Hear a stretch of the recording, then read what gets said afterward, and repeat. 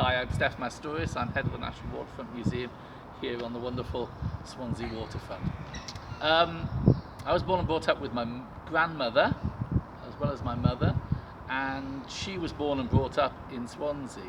So for all the time I was a kid, she was telling tales of her life in Swansea up until the 1930s. And instilled in me this idea that this was the best place in the world to be.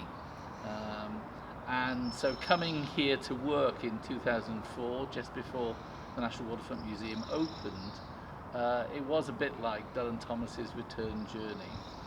And despite the fact that I had a number of holidays here when I was a kid, it was only when I moved here in 2004 that I really realised what my grandmother was getting at. And it is a remarkable place, both in terms of its proximity to the sea. It's a true seaside city, but it's also a really interesting, edgy, cultural and creative place.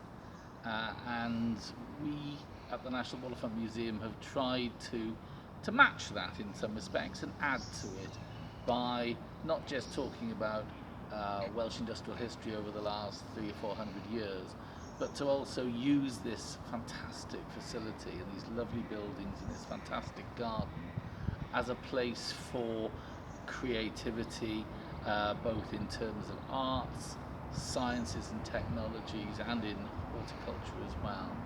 So it's a remarkable place and well deserving of being a city for the last 50 years and continuing to be so. So happy 50th birthday, City of Swansea. Long may you be the cultural and creative capital of Wales.